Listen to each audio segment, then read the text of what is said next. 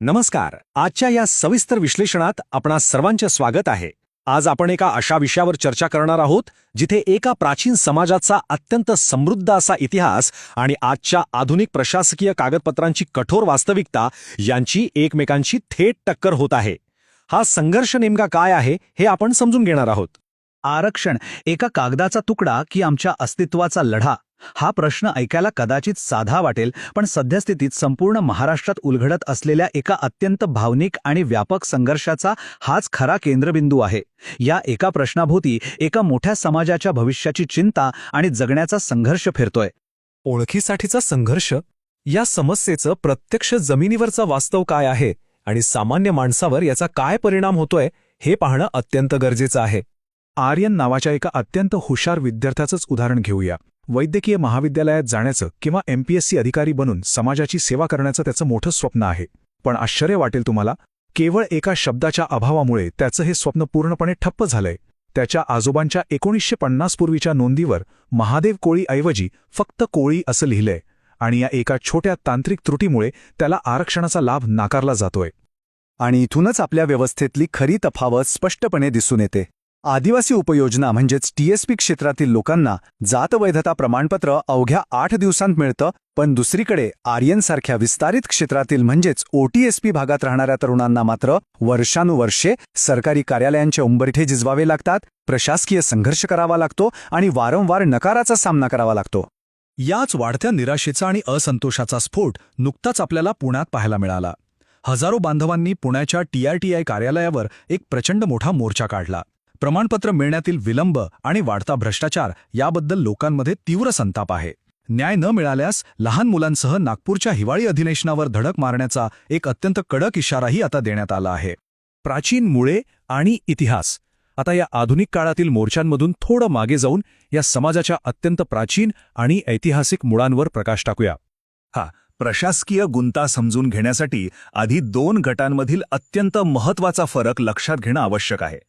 एक म्हणजे सोनकोळी, जे प्रामुख्याने किनारी भागात मासेमारी करतात, आणि दुसरे म्हणजे महादेव कोळी आणि मल्हार कोळी, जे शेती करणारे आहेत आणि ज्यांना शासनाने अनुसूचित जमाती म्हणजेच ST म्हणून कायदेशीर मान्यता दिली आहे.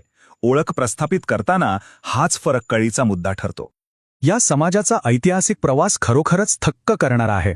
विचार करा, इसवी पूर्व 3300 मध्ये सिंधू संस्कृतीच्या काळात लोथल हे कृत्रिम बंदर उभारण्यापासून ते स्वतःला सूर्यवंशी राजा रामाचे वंशज मानण्यापर्यंतचा यांचा गौरवशाली इतिहास आहे. एवढंच नाही तर इसवी पूर्व 322 मधील महान सम्राट चंद्रगुप्त मौर्य यांचाही या समाजाशी थेट संबंध जोडला जातो.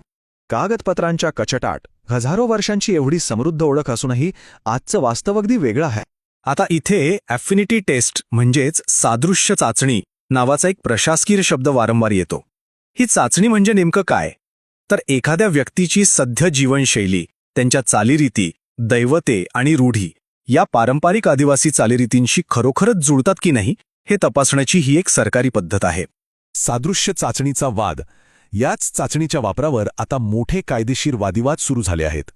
कायद्याच्या नजरेत पुराव्यांचं महत्त्व कसं ठरतं ते यातून अगदी स्पष्ट होतं. सर्वोच्च न्यायालयाच्या निकषानुसार स्वातंत्र्यापूर्वीच्या कागदपत्रांना सर्वाधिक कायदेशीर मूल्य असतं, स्वातंत्र्यानंतरच्या कागदपत्रांचं मूल्य त्याहून कमी असतं. आणि सर्वात महत्त्वाची गोष्ट म्हणजे ॲफिनिटी टेस्ट ही केवळ पुराव्याला दुजोरा देण्यासाठी वापरली जावी, ती जातीचा अंतिम निर्णय घेणारी मुख्य चाचणी किंवा लिटमस टेस्ट असू शकत नाही. सर्वोच्च न्यायालयाचा निकाल. प्राचीन जीवनशैली आणि आधुनिक कागदपत्रे यांच्यातील हाच अचूक संघर्ष 2025 मध्ये ऐतिहासिक अशा योगेश माधव मकलवाड खटल्याच्या निमित्ताने थेट सर्वोच्च न्यायालयात पोहोचला. या सर्वोच्च न्यायालयातील अपिलाचा मुख्य आधार काय होता माहितीये? 1943 सालचा एका जिल्हा परिषदेच्या प्राथमिक शाळेचा प्रवेश नोंदवहीचा उतारा. या स्वातंत्र्यापूर्वीच्या दस्तऐवजात अर्जदाराचे आजोबा जालबा मालबा मक्कलवाड हे कोळी महादेव या जातीचे असल्याचं अत्यंत स्पष्टपणे नमूद केलं होतं. हा एक अतिशय भक्कम पुरावा होता. इथे सर्वोच्च न्यायालयाचा दृष्टिकोन खूप काही सांगून जातो. आनंद खटल्याचा दाखला देत सरन्यायाधीशांनी एक अत्यंत महत्त्वाची बाब स्पष्ट केली.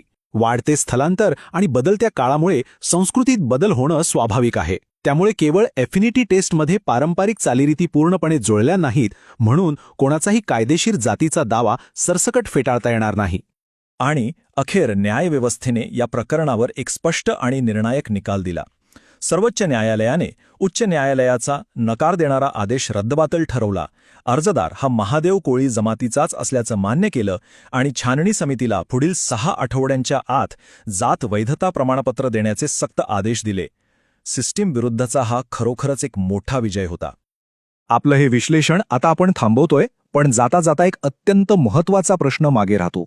आपली ही आधुनिक प्रशासकीय यंत्रणा, प्राचीन ओळख आणि कागदपत्रांच्या जंजाळात असलेली ही मोठी दरी कधीतरी भरून काढायला शिकेल का, की एका साध्या कागदाच्या तुकड्यालाच माणसाचं आणि संपूर्ण पिढीचं भवितव्य ठरवण्याचा अधिकार कायम राहणार आहे? यावर आपण सर्वांनीच सखोल विचार करणं गरजेचं आहे.